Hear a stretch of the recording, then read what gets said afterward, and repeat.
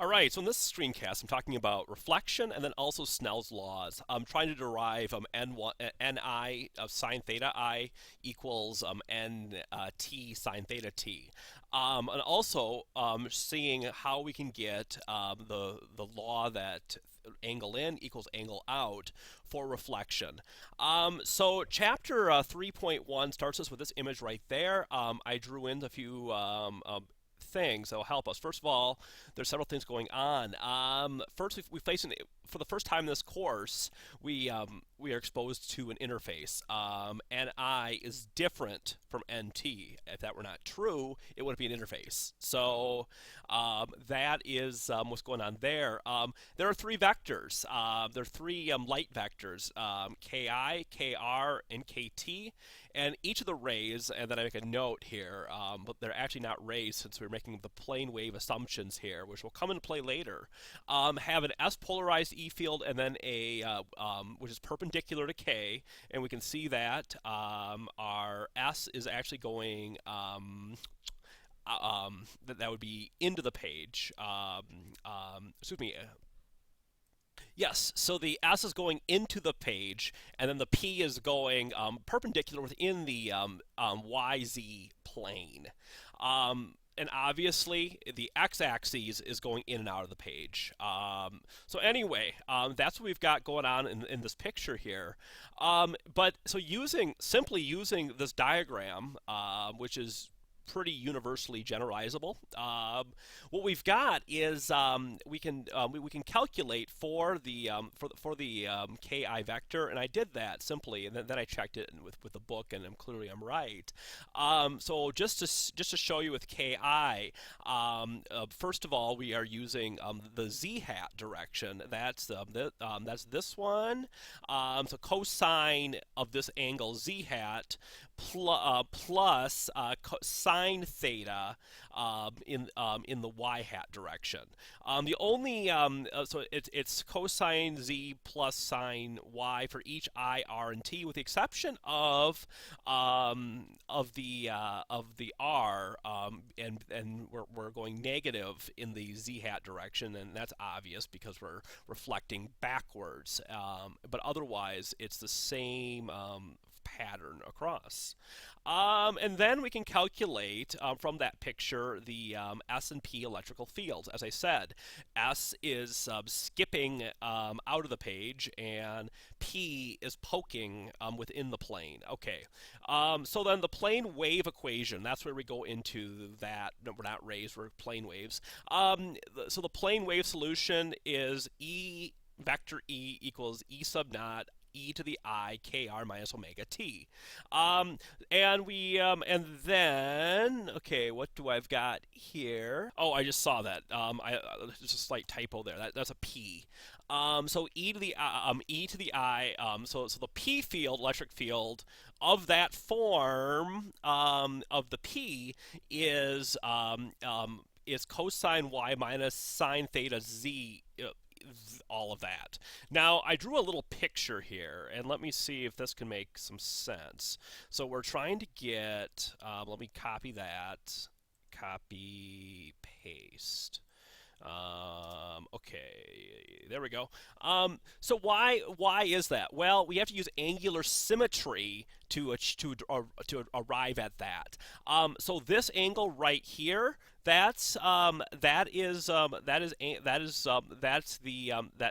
1, and that angle is theta 1. So that's all based on angular symmetry. So anyway, so we're looking for the so first of all, in the y hat, again, up and down is y hat. So then we're going cosine and then minus sine z hat, because the within the xy plane, our p is going backwards. So that is why we've got that going on. Okay, so I did that, and then so that gives us that. However, this doesn't.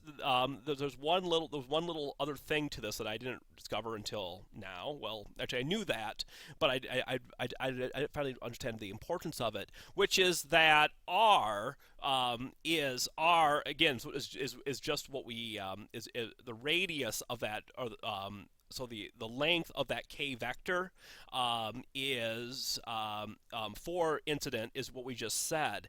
It's cosine theta I y minus sine theta I z. So we substitute that in, then we get e to the I, and then we've got the whole thing going on right there, to give us that.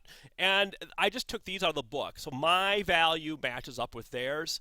And you can do the exact same thing for the reflection, for the electric fields for the reflection, and also for the transmission. Oh, I forgot one thing, and that is my P's. I just talked about S now, or P. Now S, that is the one that goes into the X component. It's perpendicular in the X direction. There is no Y and there's no Z component to that vector. It simply is X. So it's a really easy function. No cosines, no sines. It's just e to the I, or e to the I x hat e electric initial that times x hat e that. Okay, that did not sound good, I'm sure. But anyway, so we got all that. So we can put that all together, and then we get we get this nice function, which is e to the IP times all of that right there, and then e to the is times x hat. Okay, now we've got our full set of solutions, and so e to the I, and then e to the r, e to the t. So we get those the same way. So anyway, the next step is at the interface. That's right there.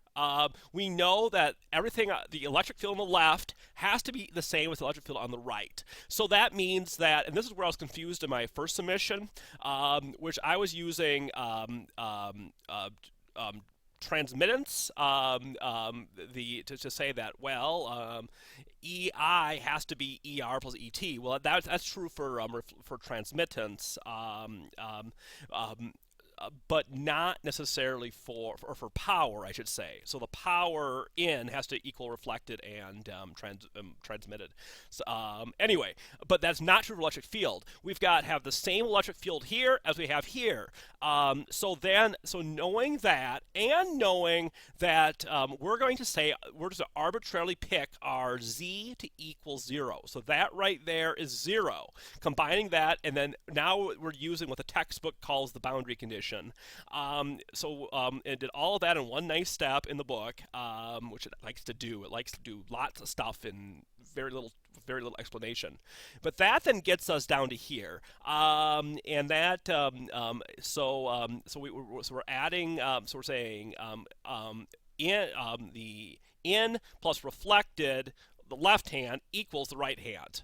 But this is where it gets tricky then, and then you get a screencast all about this. So the equation has to hold true for all values of t and y. Why? Because essentially, if we're trying to add one complex exponent, or one complex number to equal two other, or 2 to equal 1, we've got to make those exponents the same. Otherwise, what's going to happen is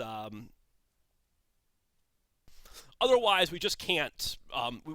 We cannot make those equal. So the exponents have to be the same, and that means that our omega t has to be the same. And that's true for any value of t and for y. And remember, y is what's going up and down there.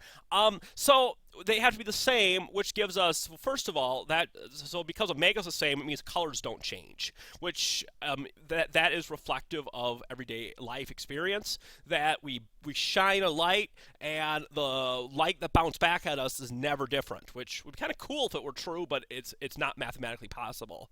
And secondly, our k sine theta, each of those has to be equal to make our exponents all equal.